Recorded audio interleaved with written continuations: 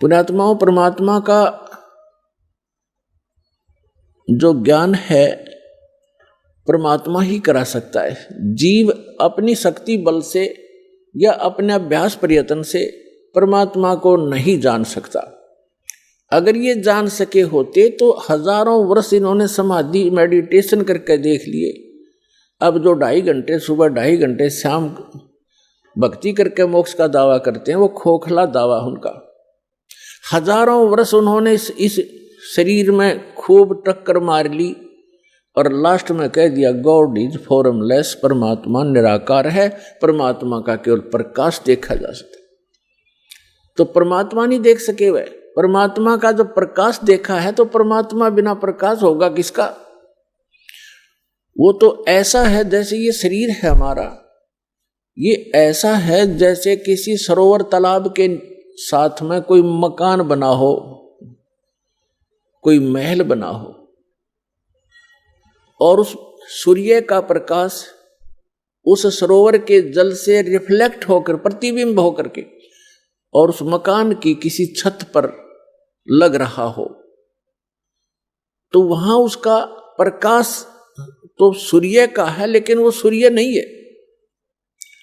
और कोई ये कहे ये प्रकाश तो सूर्य का है जो घर में हम देख रहे हैं, लेकिन सूर्य निराकार है, तो क्या वो बुद्धिमान व्यक्ति हो सकते?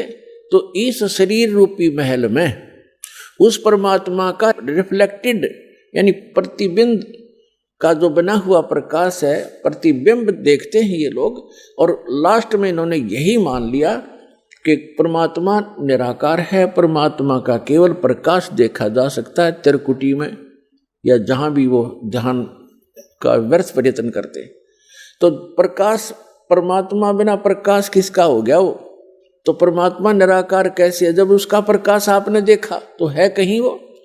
तो सूर्य को निराकार बताने वाले और सूर्य का प्रकाश देखने का दावा करने वाले वो बुद्धिहीन प्राणी है।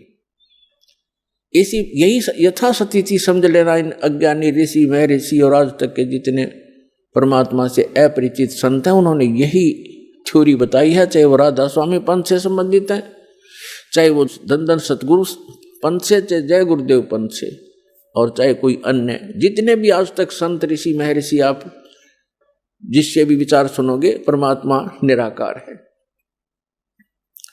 और जो निराकार और साकार दोनों स्थिति बताते हैं वो कति अनजान है। वो कहते हैं परमात्मा मूलतः तो वो निराकार ही है, लेकिन यहां साकार बनकर आता है, जैसे श्री राम और श्री कृष्ण रूप में। कोई बात हुई? फिर निराकार साकार अलग कैसे हो गया? तो साकार मानो या निराकार मानो उसको, तो दोनों सच्ची नहीं होती किसी वस्तु की। कोई नो क्या अंधा भी है और दिखा भी है, ये दोनों बात थोड़ी हो सकती है कि अंधा है तो अंधा ही है, उसको दिखता नहीं फिर, और दिखता है फिर अंधा कैसे? निराकार है तो साकार कैसे? वो साकार है तो निराकार कैसे? तो जिन महापुरुषों को परमात्मा स्वयं मिले अपने प्रयत्न से, पुण्यात्माओं, आज तक किसी ने भगवान को पाया नहीं। राज्य भी त्याग दिया, परिवार भी त्याग दिया, जंगल में वन में जाकर के गुफाओं में भी रह लिए, धुने लगाकर प्रयत्न किए, चारों तरफ आग बाल कर, और झरनों में खड़े होकर भी साधकों ने परमात्मा प्राप्ति का प्रयत्न किया, लेकिन ऑल इन वेन यानी सभी निष्फल रहे, क्योंकि उनकी साधना अकॉर्डिंग टू द शास्त्र नहीं थी, उनकी साधना शास्त्र अनुकूल नहीं थी, मनमाना आचरण था।